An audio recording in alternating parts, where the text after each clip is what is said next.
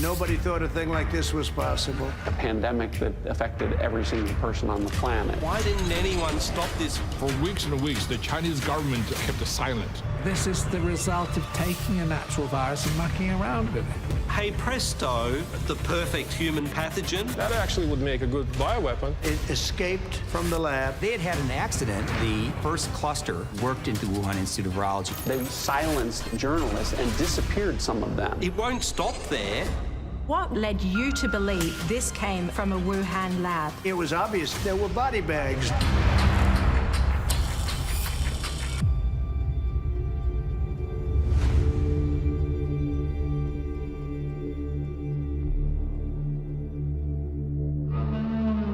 COVID-19. Like you, it wasn't until early 2020 that I started paying attention to this. Then came the investigation, then came the revelations, and then the writing. Tonight, join me as I tell you what I've discovered about where the virus came from and when it first appeared.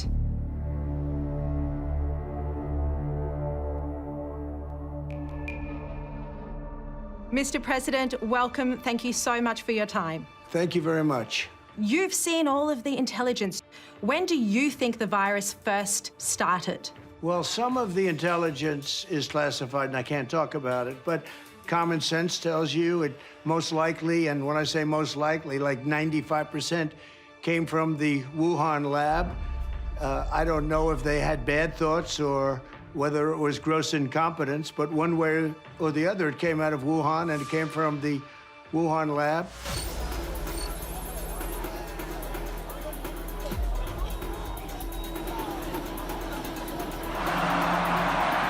Ladies and gentlemen, please rise for His Excellency Xi Jinping, General Secretary of the CPC Central Committee, President of the People's Republic of China, and Chairman of the Central Military Commission.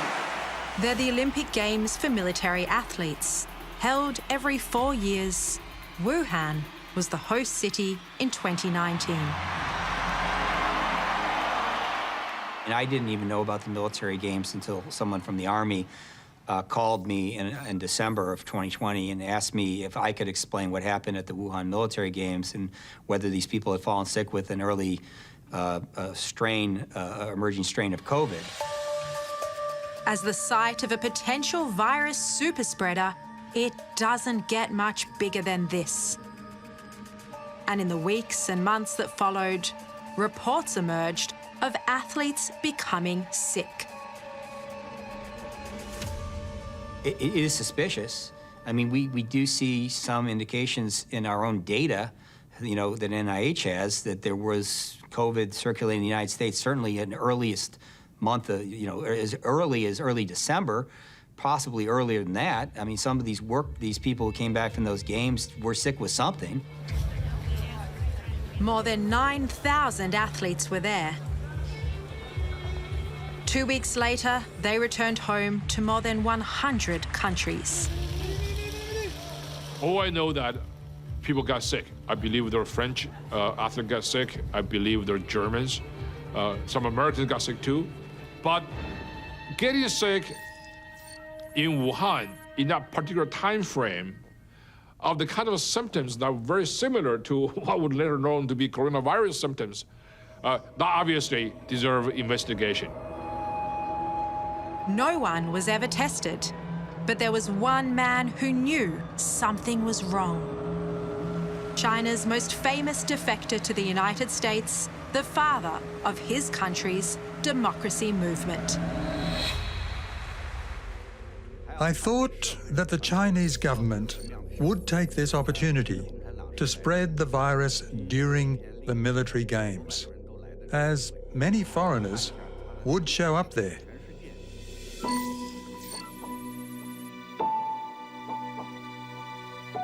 Diamond, let's start with the night Wei Jingsheng came over for dinner at your house on November 22.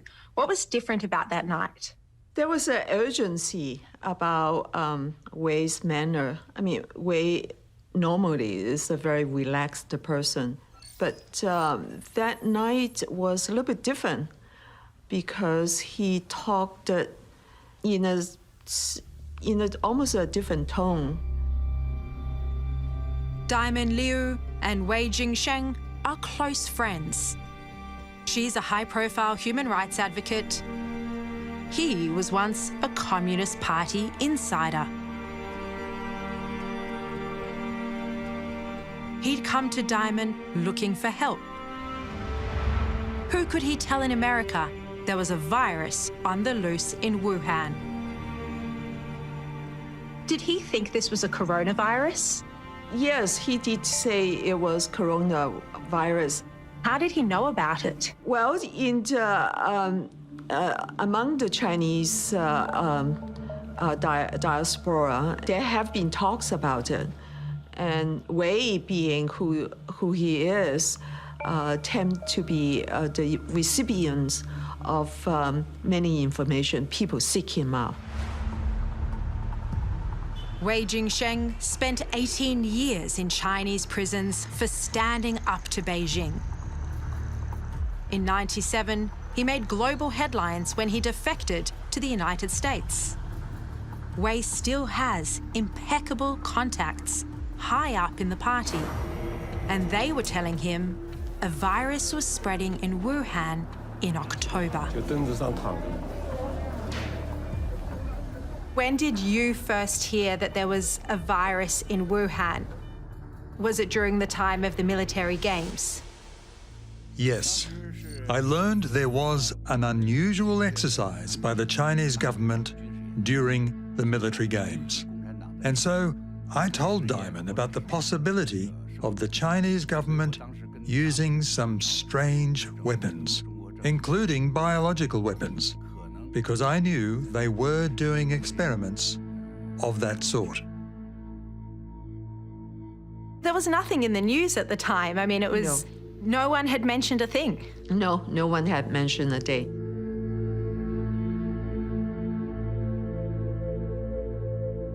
Diamond wasn't the first person Wei told there was a coronavirus in Wuhan. He now tells me he passed on the same information to US intelligence and one politician as early as October 2019. It turns out Wei's warning wasn't the only piece of intelligence the agencies had at that time that warned of an outbreak in Wuhan. We knew this, but we didn't know it. My shock was that we had actually could have had foreknowledge. David Asher is a veteran weapons investigator. He led a US government task force into the origins of COVID-19. And in late 2020, he unearthed intelligence that Wuhan Institute of Virology scientists fell sick with COVID-like symptoms.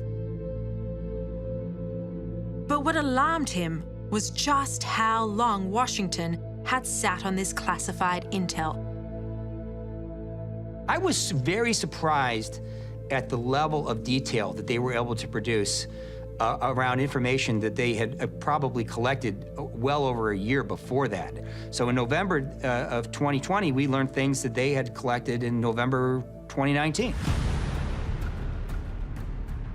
Wuhan is located in the central Chinese province of Hubei.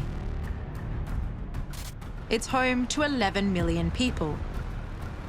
Also in this sprawling metropolis is one of the world's leading biological research facilities, the Wuhan Institute of Virology. It was built by the French and included a cooperation agreement, which meant that French scientists would be included in the research groups in Wuhan and that they would work together on this virological research. By the end of 2014, they had effectively excluded all the French that were in the Institute. And, the suspicion on the part of the French was that, that they were pushed out because of the Chinese military interest in the work. So what could this indicate about the type of research they were intending to undertake at the Wuhan Institute of Virology? Well, I mean, the suggestion would be its relevance to biological warfare.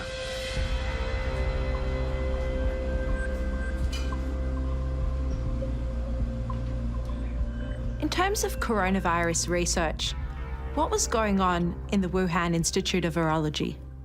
Well, so what we do know, I mean, is that they were one of the world's leading repository of coronaviruses. That research was headed up by Shozheng Li. They call her the Batwoman. She's China's top virologist, and her specialty, bat viruses. So it does look like COVID-19, you know, at some point did originate as a bat virus. That I think most people would accept that as a premise. The question then is more about how did those changes occur that make it unique and that make it so well adapted to humans. In 2012, Shozheng Li hit pay dirt. At a disused mine in southwestern China, 6 workers fell ill after clearing away bat manure. 3 died from a coronavirus. But Beijing covered it up and told no one. To a virologist obsessed with SARS-like viruses, that mine was a gold mine, pardon the pun, for new viruses to study. And they've returned to it at least 5 times, the Mojiang mine. That's what Xi Jinping has been doing for 2 decades. She's been going around various bat caves, mostly in Yunnan, China, and collecting bat viruses. Hundreds of samples were brought back to the Wuhan Institute of Virology. There, scientists were slicing, manipulating, and combining genetic sequences from different viruses together. The story of the mine's intriguing, one, because most of us only first learnt about it, you know, in early 2020, when the Wuhan Institute of Virology said, we've gone to all the viruses, coronaviruses we've got stored in the lab to look to see, did we actually have COVID-19 in our repository? And then they said, we didn't find, you know, COVID-19, but hey presto, we found, you know, the very closest genetic relative to this, which is rat G13. Here it is. RATG13 is the name of one coronavirus they extracted from the bats in those caves. It is 96.2% identical to the virus that causes COVID-19. Then the natural question is, did they find COVID-19 on one of those trips? And if so, why haven't they told us about it?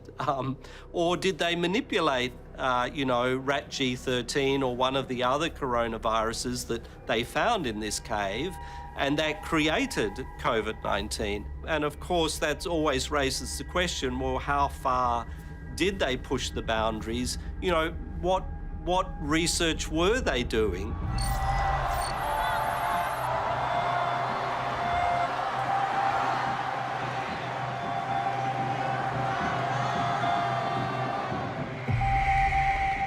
By early 2020, this administration has developed a very healthy and justifiable suspicion of a lot of things China is saying is doing and China promised to do. Miles Yu was Secretary of State Mike Pompeo's principal China advisor. As 2020 rolled in, Miles started paying close attention to Wuhan. For weeks and weeks, the Chinese government kept silent on the outbreak. They're not saying anything, as if nothing is happening. So citizen journalists are beginning to send out their videos and reports and hospital situation reports on a daily basis.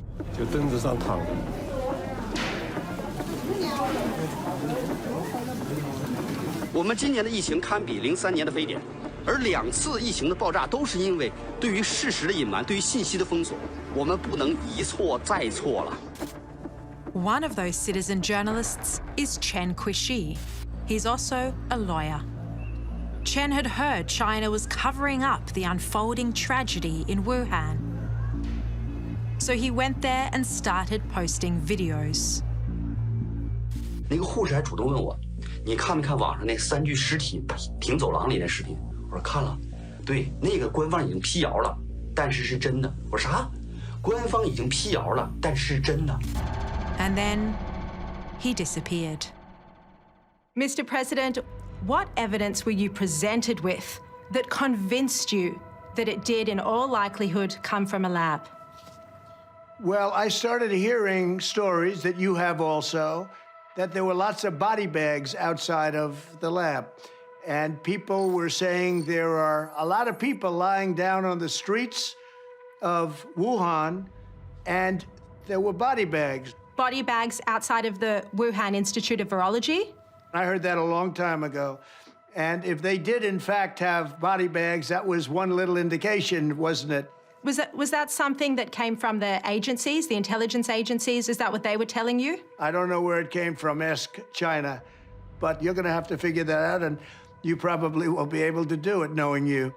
President Trump told me that there were body bags outside the Wuhan Institute of Virology. Is this correct? I don't want to talk about particular things. Presidents get the chance to talk about things that some of the rest of us can't. But there was an enormous, albeit indirect, evidence that the Wuhan Institute of Virology was the center point for this. Remember, too, there were 14 American diplomats on the ground in Wuhan at this time who were watching and observing what was taking place inside of Wuhan. I hope one day that we'll be able to get that information out more broadly, but as I come back to it, the cumulative evidence that one can see points singularly to the Wuhan Institute of Virology. If there was really no blame here, if this was really just some naturally occurring virus because someone ate a bat from a wet market, China wouldn't have done the things that they did. The Chinese Communist Party would not have shut down Wuhan. They would not have silenced doctors and scientists and journalists and disappeared some of them. John Ratcliffe was the United States Director of National Intelligence, the overlord of 18 different agencies.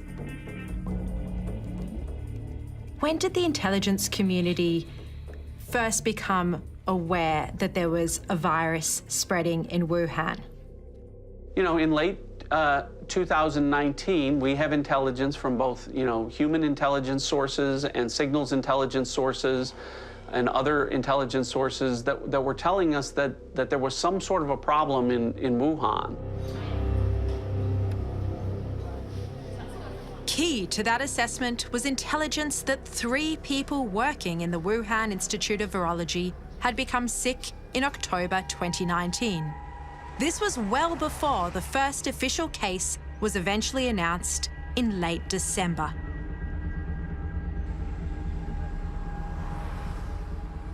What Mike Pompeo and I put out is, people became sick at the lab in October and with symptoms that became entirely consistent with what most people have experienced around the world from COVID-19.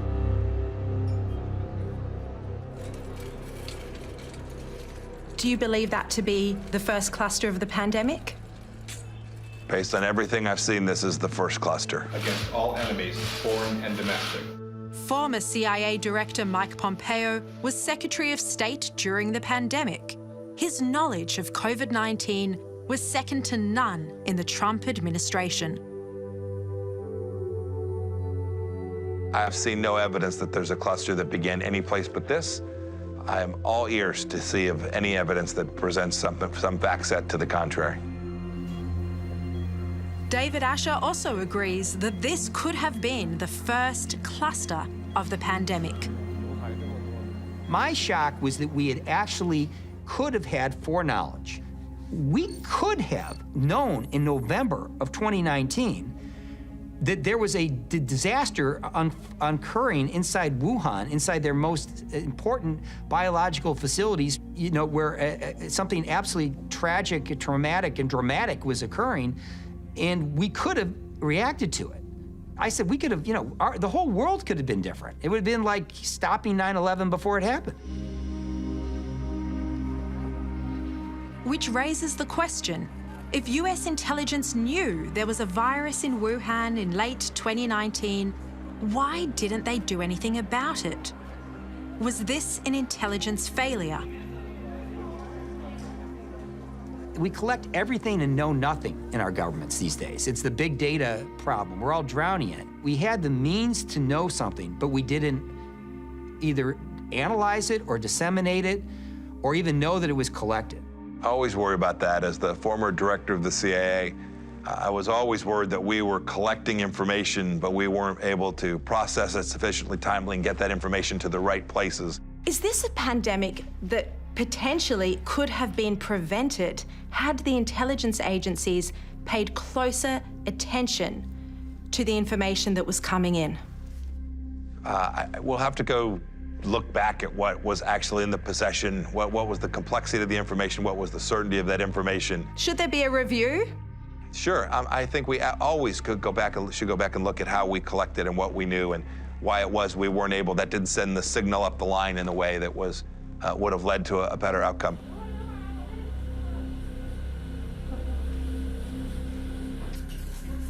Did they survive, those 3 workers who got sick?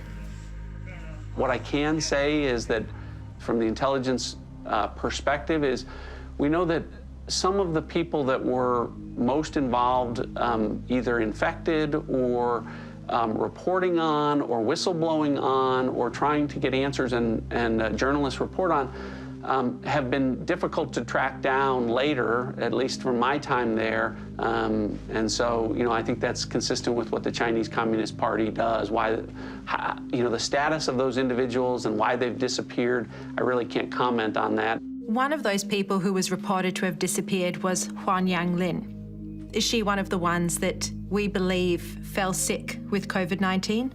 I don't know her status, but you know, the information that you're talking about that's out in the public domain is consistent with what I've seen and what I'm familiar with.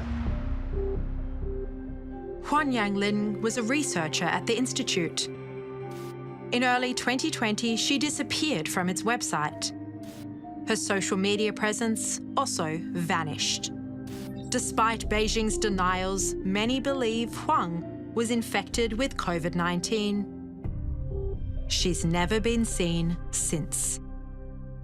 You know, in the West, you might say, oh, this person just want to protect her privacy. In China, privacy in the interest of the state doesn't exist. So it would have been such a big, triumphant media scoop for the Chinese government to showcase her, to give like 10 seconds of her appearing somewhere, making a speech, show up in the news media, and that would have basically scored a major victory for the Chinese propaganda machine. She never did.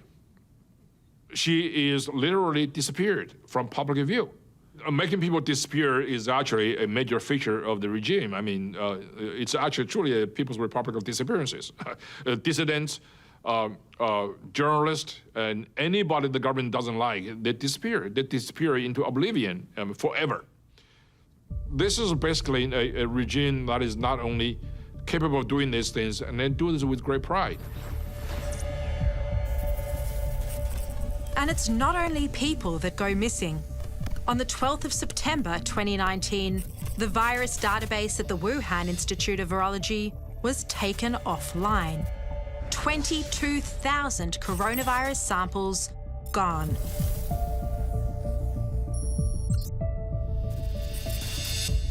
And that very same day, the Institute beefed up its security and issued a tender to replace its air conditioning system. This, in September, is when the evidence suggests a leak first occurred. What does that indicate to you about the origins of the virus and whether an outbreak might have occurred or become known to the Wuhan Institute of Virology at that early date? So I've seen data points that place it in the summertime of 2019, late summer, July, August of 2019. These are all parts of the pieces, right? This is all the cumulative weight of the evidence that suggests that it did come from this lab. And a month later, the Institute went into a communications blackout. There was no cell phone or signals activity on the compound for about 2 weeks. How significant would a blackout period at the Wuhan Institute of Virology, as has been reported, how significant would that be? And again, it would be another circumstance that would be difficult to explain other than there was a problem that the Chinese Communist Party was aware of and was trying to deal with before it became an outbreak that was public and then ultimately a pandemic that affected every single person on the planet.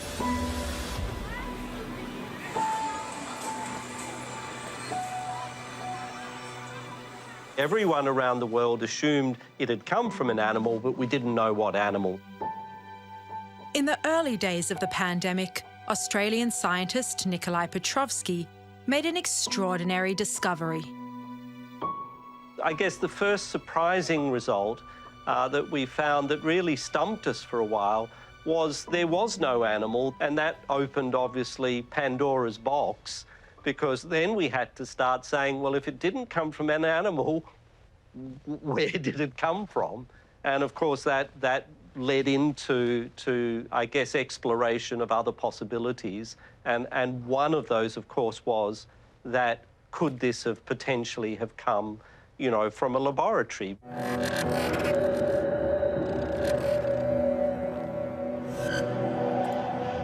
在过去的30多年里，新发和突发传染病在全球范围内呈现出扩散趋势，特别是自2003年以来相继爆发的 SARS、高致病性禽流感、埃博拉等。 This video was part of the official launch of the Wuhan Institute of Virology's latest lab, BSL-4. It clearly shows there were bats in the lab. And that's a fact World Health Organization investigators said was a conspiracy. It was passed on to me by a group of scientists and researchers who've been digging into the origins of COVID-19. They call themselves Drastic. When the outbreak happened, a lot of people noticed that it's quite a coincidence that it happened in the same city where there's this premier lab studying coronaviruses. And, people were saying, well, that's suspicious. And everybody who said there could be more to it, they were called conspiracy theorists. Yuri Dagan is a genetic engineer. From Moscow, he watched COVID-19 spreading around the world. In April 2020, Yuri wrote an essay arguing that the animal-to-human theory just didn't stack up. Can you detail some of the issues that you uncovered in that Medium paper that were just so crucial? Basically, it's that the Wuhan Institute of Virology, that is located at the epicenter of the outbreak, has been creating chimeric, genetically modified coronaviruses for many, many years. And they've been putting these spike proteins from different viruses in their backbones and then studying how well does that infect human cells. Just this alone formed a very plausible argument that this is actually the lab that hosts so many different coronaviruses, explains the lab leak the best. Yuri, this was highly risky coronavirus research that was happening at the Wuhan Institute of Virology, and no one seemed to be paying any attention to it. Yes, this kind of work of very dangerous, potentially pandemic pathogens, being made more transmissible and potentially more lethal to humans, nobody paid attention to it because nobody cared about this kind of work in virology until the outbreak happened.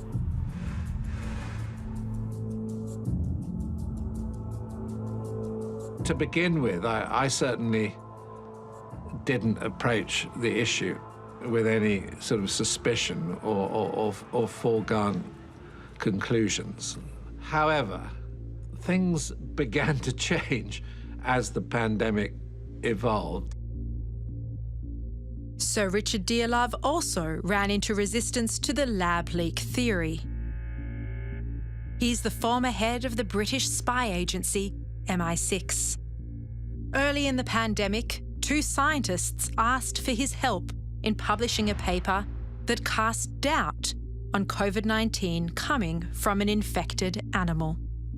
We approached Nature, we approached Science, we approached the American Journal of Virology, we approached various publications in the UK, and it was clear to me that there was a sort of united front not to put anything in the public domain which questioned the Chinese narrative. How disturbing is this censorship? And do you think it amounted to Chinese disinformation? I'm pretty sure that the Chinese, after the outbreak in Wuhan, and they're very good at doing this, sat down and, developed their own information campaign. So, Richard, you were one of the first people internationally to come out and say this virus may be the result of a laboratory leak. How were you treated after you made those remarks? I had people saying to me, Richard, my strong advice is you don't get involved in this issue. It's conspiracy theory. And I mean, my reply to them was, if that's what you really think, you haven't really looked at the science. You don't understand the arguments. And I suggest you go back and delve into this a bit more deeply, because you're going to find some pretty strange things when you do. Boy, did I get put-downs from, some very important parts of government who basically were keen that I shut up. Was this by British government or British intelligence? I leave it to your imagination, given my past links. Another paper that struggled to find a home was from Professor Petrovsky. His research found the virus was better adapted to infect humans than any other animal, including bats. And we thought the scientific journals, particularly the leading ones, would actually jump on this paper because they like to have papers that are very topical, that are going to get a lot of media attention. And so we were quite stunned when we just got rejection after rejection after rejection without even the paper being looked at. Professor, this is censorship of science. Absolutely. And of course, the more this happened, the more indignant I and my colleagues, who were authors of the paper became, because, again, science is not about politics. It's not about, only finding nice things. It's about, what is the truth? What are the facts? It's a sad story of unprincipled compromise in face of an authoritarian regime. And also, it is also a sad story of political wokeness, because the reason many scientists sign on to that kind of rhetoric, to accuse anybody who's seriously interested in the possibility, not the certainty, but the possibility of a lab leak, as simply racist. It is my profound honor to address the United Nations General Assembly. We must hold accountable the nation which unleashed this plague onto the world, China. Why were so many scientists against the lab leak theory? Well, one of the reasons was United States President Donald Trump. Yes, unfortunately, you could say that the Trump factor contaminated the argument quite seriously. And I think there were a significant number of prominent scientists who did not want publicly to appear to be supporting Trump. We saw big media say, you know what, Donald Trump and his Secretary of State are out talking about this thing. These people are surely crazy. They're political zealots. They want a shiny object. I heard all the different stories. But of course, as we unpack it, as we accumulate data, science, evidence, facts, it's more clear than ever that the virus came from this laboratory. In early 2020, the medical journal The Lancet published a letter from a group of scientists saying the lab leak was a conspiracy. The man behind the letter was Peter Daszak. He's the president of EcoHealth Alliance, and he'd been working with the Wuhan Institute of Virology for 15 years, sending US grant money to Wuhan for bat research. He's the absolute expert on bat-borne coronaviruses in the United States and their epidemiology, and that he assures us that the Chinese had provided him personally with proof to make it clear that this had come out of nature. But when we asked for this proof, when we asked the government agencies that had funded the work of EcoHealth and others, they couldn't give us that proof because they didn't have that proof. We looked at what certain scientists were saying, matching it with intelligence, and when it didn't match up, we were questioning it. But then as we looked more closely at the Wuhan Institute of Virology, you know, what a lot of scientists like Dr. Fauci and Peter Daszak were saying was, there's no live bats there, there's no gain-of-function research there, there's no military there, and we had intelligence that was telling us that all of those things were occurring there.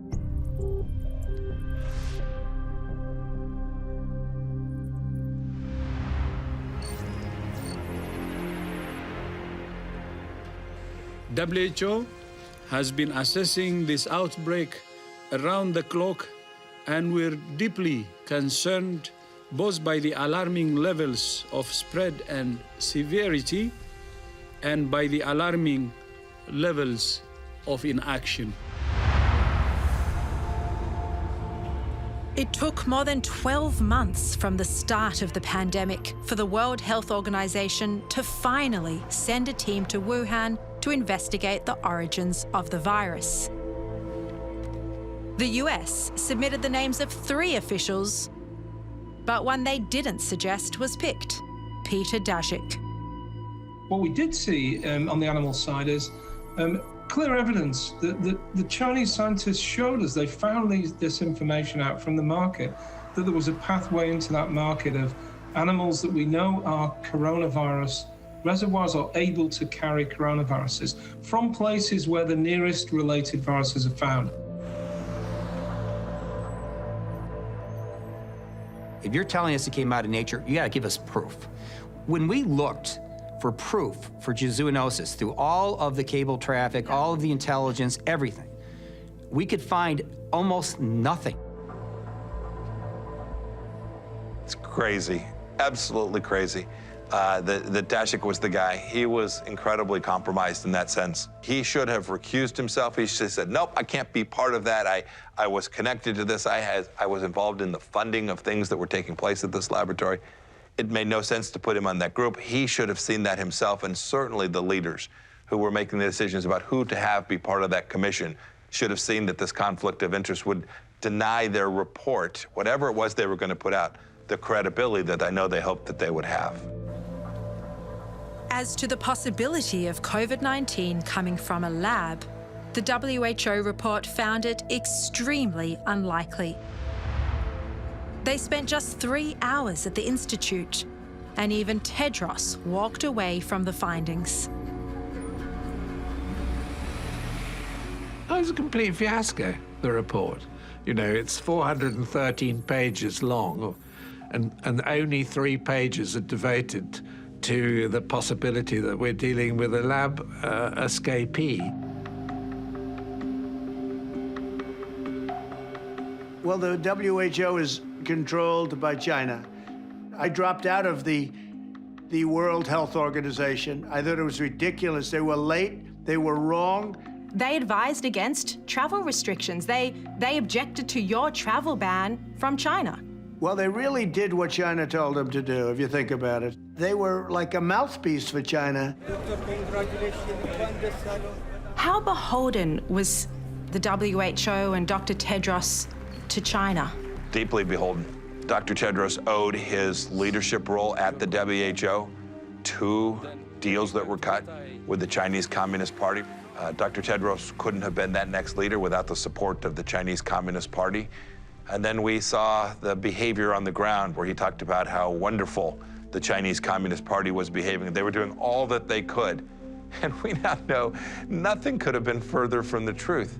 Again, this was the tragedy, the central tragedy of the end of 19, the beginning of 20. It became political, not scientific. It became driven by personal incentives and not the data set.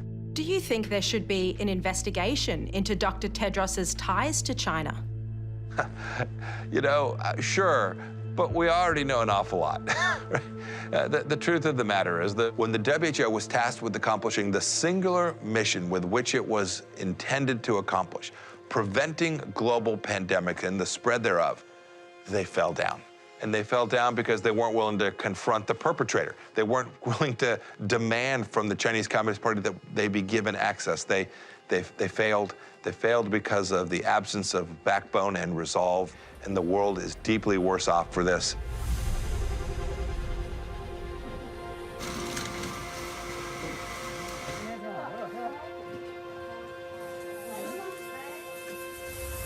P4实验室是目前世界上生物安全等级最高的实验室，也是最安全的实验室。实验室的建成，标志着我们国家的科研人员能够在自己的实验室当中开展烈性病毒的一些研究工作。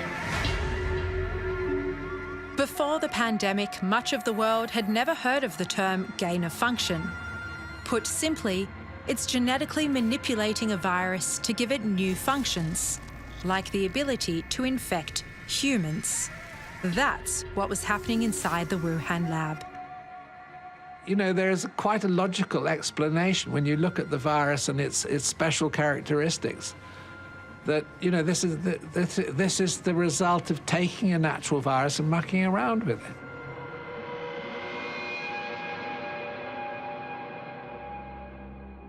COVID-19 is like a Frankenstein virus, and it looked to many scientists like it had been cobbled together, because it has a bat virus backbone with a pangolin virus spike protein and a unique furin cleavage site in the same spot where Chinese scientists were genetically tweaking viruses.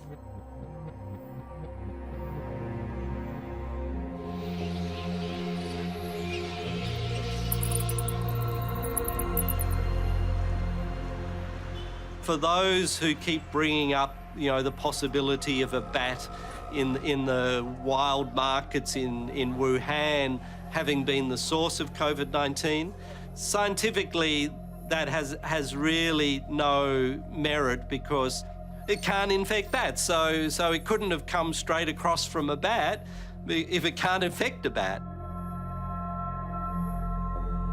If COVID-19 was the result of gain of function or other risky experiments at the Wuhan lab, remember this: that same lab was being partly funded by America. Dr. Fauci, knowing that it is a crime to lie to Congress, do you wish to retract your statement of May 11th where you claimed that the NIH never funded gain-of-function research in Wuhan? Senator Paul, I have never lied before the Congress, and I do not retract that statement. Take an animal virus and you increase its transmissibility to humans, right. You're saying that's not gain-of-function? Yeah, that is correct. And Senator Paul, you do not know what you are talking about, quite frankly, and I want to say that officially. Dr. Anthony Fauci is America's top medical advisor. I found a scientific paper he wrote in 2012, where he argued the benefits of gain-of-function research were worth the risk of a pandemic. In total, American agencies funded 65 research projects at the Wuhan Institute of Virology. So you don't want to go to Hoboken, New Jersey, or to Fairfax, Virginia, to be studying the bat-human interface that might lead to an outbreak. So you go to China. Are you concerned at all about how it happened that the gain-of-function ban was lifted during the Trump administration? How was it that Anthony Fauci was able to do this without anyone knowing? Well, I don't know for sure who all was involved in that decision-making process. I can say this much. When we look back and figure out how that decision was made, I hope that all of those parties were able to come to the table, express their viewpoints, their concerns, so that we had not only a decision, but an informed decision that was made. I've seen very little evidence to date that there was a broad-based information exchange before the decision was made by Dr. Fauci to lift that ban on gain-of-function research.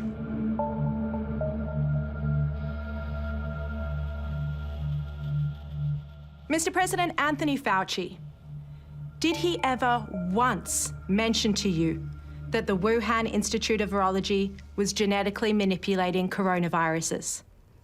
Well, no, he didn't. And, you know, Anthony's been in government for many, many years. He's a bureaucratic kind of a guy, a very great promoter. I give him an A+ as a promoter and probably a C or a D as a doctor. We now know from emails that have been released under the Freedom of Information Act that he was getting his advice from the likes of Peter Daszak, a Wuhan collaborator. At the same time, he was telling you that this was a natural virus, while at the same time, behind the scenes in emails, he was having discussions about whether this might have been genetically manipulated. Does that shock you? Well, he was dealing with them, certainly, and my thing was a little bit different. I just wanted to stop it. Whether it developed one way or the other, I just wanted to stop it. But it's important to know where it came from. It's extremely important to know how it developed. Fauci was dealing with them, and I guess they were even making payments for certain kinds of research. And I ended that, too. I stopped that. When we found out about that, he was doing that during the Obama years. And when I found out about it, I said, can you imagine that the United States is making payments to a Chinese lab? So just that on its face didn't make sense, but I stopped that. The Obama administration did hit pause on gain-of-function research, though, and that was lifted under your watch. Why did you allow the gain-of-function research to continue? Well, I think probably people that worked for me looked at it, and at one point they might have done that, but ultimately what we did was we shut it off. We shut the whole thing off, and we stopped making payments that were approved much earlier than our administration. Do you regret now not paying closer attention? I mean, this gain-of-function research is extremely risky, you know, banned under the Obama administration and then kick-started in 2017 under your watch. Yeah, no, I think we've done an incredible job between the vaccine and between all of the Operation Warp Speed. I think we did a great job, and people are now starting to see what a great job we did.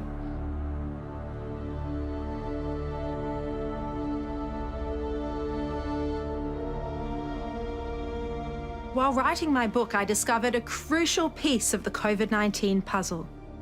Cybersecurity analysts at Internet 2.0 recovered Chinese government data that had been virtually wiped from the web. It showed there was a buy-up of PCR equipment used to test for coronaviruses in Wuhan in 2019. The next month, one of those machines went to the Wuhan Institute. Is this something you're aware of, that they bought a PCR machine in November 2019? I wouldn't be able to comment on that. How significant would this purchase be? Would be significant. Is it a smoking gun? Ultimately, I don't think there's ever going to be one specific smoking gun. I think there's more than just smoke here. I think there's fire from a whole bunch of different sources. I think that would be another compelling piece of evidence if you need more. I don't need more.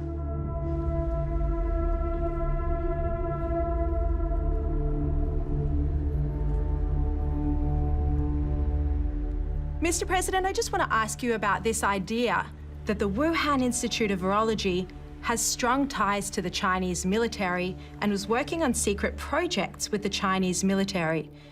Do you think SARS-CoV-2 was developed as a bioweapon? So, I'd like to think it wasn't, and I'll probably have to leave it at that because I want to give the benefit of a doubt. and China was also affected by it. So I really don't think it was, but nobody can really know for sure, and certainly now most of that evidence is gone, and it's going to be very hard to find out. That evidence was the viral database which was taken offline by the Institute. There's also early samples that were destroyed and the people who disappeared. But what is very evident is the lab's close ties to the Chinese military. It's definitely possible that the Chinese have been working on a bioweapon.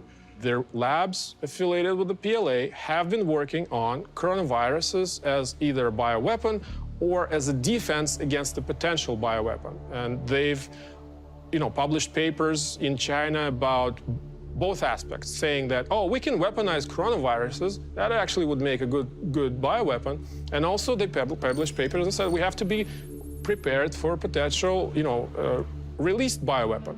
Whether this precise, virus is the result of a bioweapons program, I highly doubt it, but I could not rule it out. Nor is David Asher ruling it out. In fact, the former COVID-19 investigator believes something went badly wrong inside the Wuhan Institute of Virology. My concern was that the Chinese were doing research in, as we learned later, quite uncontrolled circumstances that was most definitely related to biological warfare ambitions in the future, and that they had had an accident of a secretive program that they never wanted anyone to know about because it was a weapon, and the weapon had gotten released errantly. I mean, it was like someone dropping a nuclear weapon out the back of a B-52 and bombing some city and saying, whoops, we didn't mean for that to occur.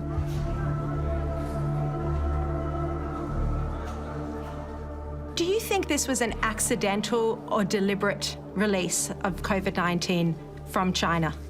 So I think it was probably an accident. I don't think it was on purpose. If it was, that's essentially war. I don't think it was on purpose. I think it was incompetence. Scientists walked out and had lunch outside in a park or something with the girlfriend, and he had it and she had it. Was that patient zero, that scientist from the lab? I don't know if it's patient zero or patient something else, but that's one theory. Do you know how he was infected? I think that it was incompetence. I think that it escaped from the lab through incompetence. And they've also had some safety problems, as you know, at that lab. Has the United States spoken to defectors who worked in the lab, who blew the whistle on what happened? I really can't talk about that. Yeah, I cannot talk about that. I won't be really allowed to talk, nor would I want to. Few people in our nation's history have been more challenged or found a time more challenging or difficult than the time we're in now. Once-in-a-century virus that silently stalks the country.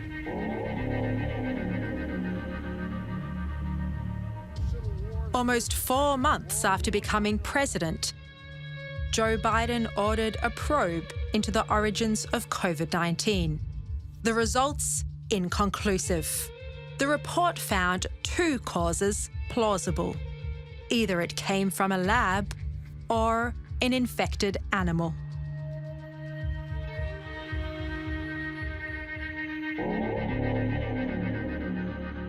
Is there still major intelligence that goes to proving the virus came out of the Wuhan Institute of Virology that's still not in the public domain? Yes, there's compelling intelligence that hasn't been declassified. When you declassify intelligence, you risked, the potential human sources or signals intelligence where your eyes and ears to their actions are coming from. And so we put out as much as we felt we could safely do at the time, but I think the time has come for the Biden administration to declassify additional information that would, again, more evidence if you need it, that Chinese Communist Party officials acted badly, bullied international officials, covered up intelligence and reporting on this. there is more intelligence out there, and I'd like to see it declassified because it'll create additional pressure, not just on Chinese Communist Party officials, but others that still continue to deny that China is a bad actor here.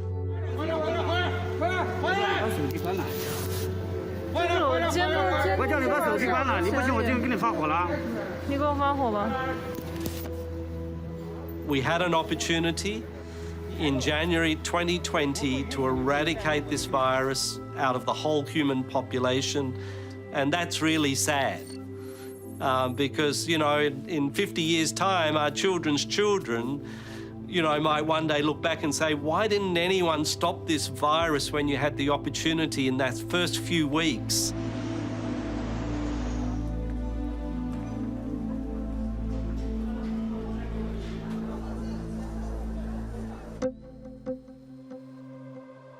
From his lab in Australia, Nikolai Petrovsky is developing a vaccine that's in phase 3 clinical trials. But he fears that COVID-19 may become a way of life. So viruses are opportunists.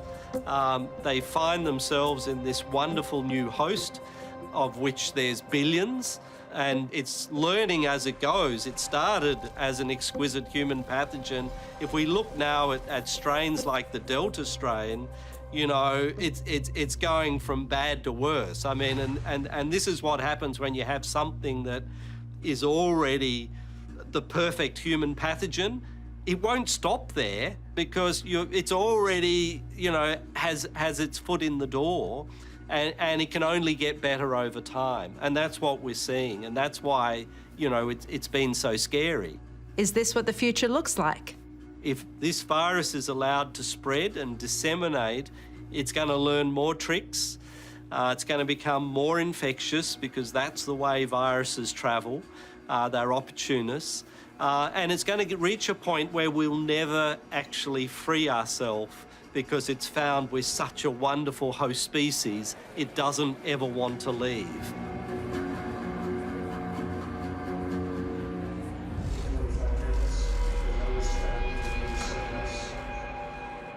How do you think this global pandemic, this crisis of a potential laboratory leak could impact on Chinese leadership? Well, my view is that the implications of this for the PRC leadership are severe. There will be factions who are hugely dissatisfied with what has happened, with the way that Chinese reputation is damaged, the way that, you know, China now becomes something akin to an international pariah. So I think the consequences of this will be severe politically in China over the next 4 or 5 years. Watch this space. Something will give, something will happen. And I wouldn't be at all surprised if it brings Xi Jinping down, or at least there isn't a contest around his concept of leadership.